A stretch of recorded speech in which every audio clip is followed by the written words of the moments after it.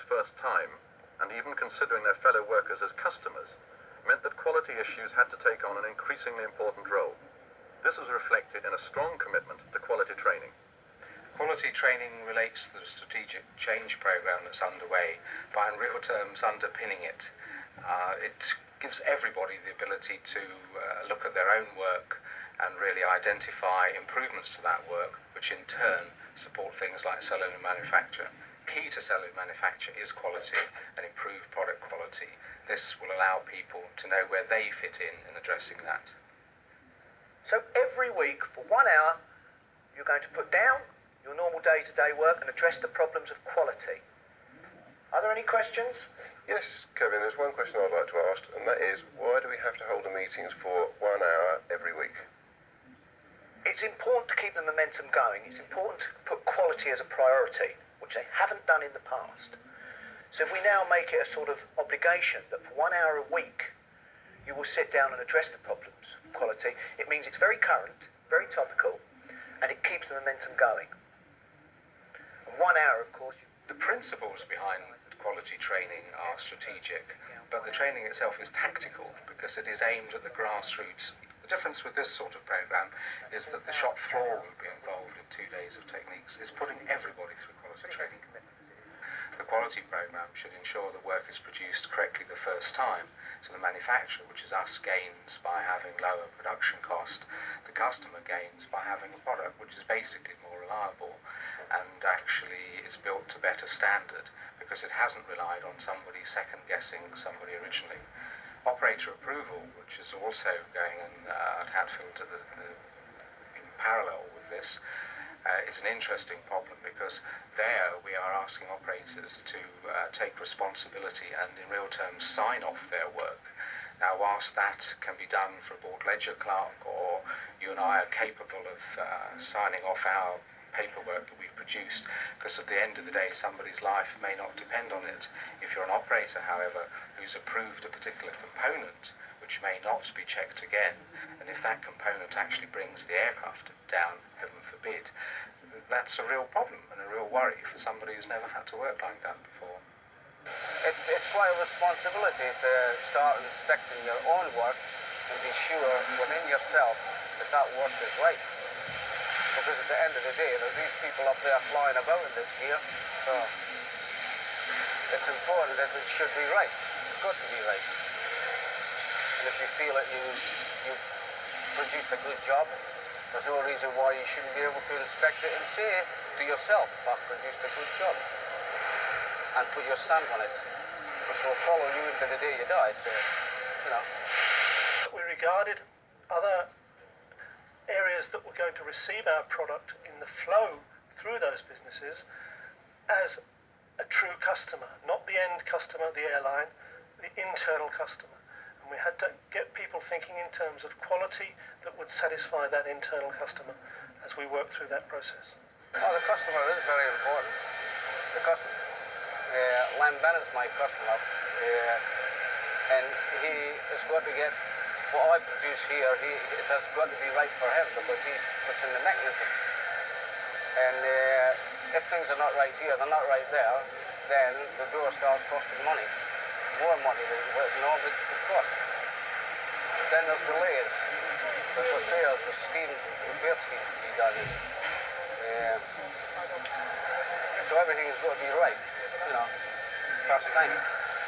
The only other problem that we did pick up, we picked up a bit of a problem on this door last night. Inspection queried it because of being out of wind, so we've actually had to take both this door and the other door off to take up to DAD to reference it against the structural jig.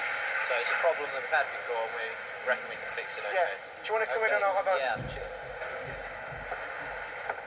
Tell me about the rear joint then, how are we doing on that? Well, the rear joint is complete. It's complete, sealed and painted. A problem down here with there's a slight lip on the skin, but we're having that glazed at the moment.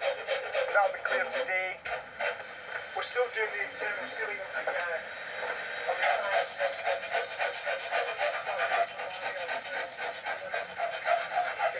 The stage we're at here, this is the first build position and the final assembly process. And in this build position, we assemble the major units together, which takes about four weeks. We then take it onto its second build position, where it spends a further 4 to 6 weeks, having the interior equipped. And at the end of that process, we have a complete aircraft that is, to all intents and purposes, ready to fly. We then put the aircraft on customer acceptance, where we carry out a further final inspection process of the aircraft, checking out every last detail, and then the customer actually comes onto the aeroplane as well.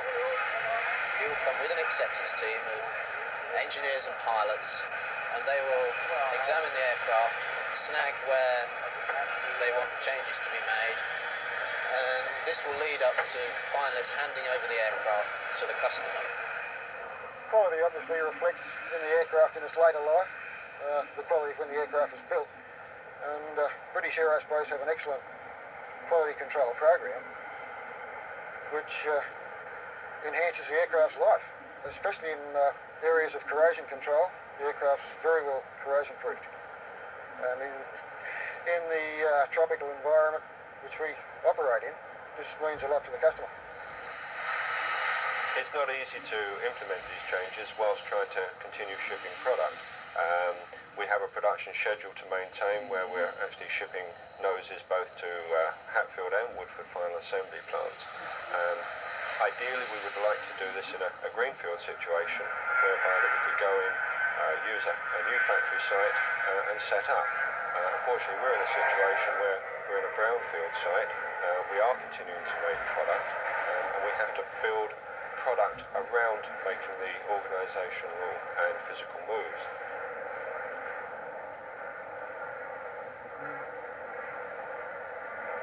There is risk. The world's not standing still.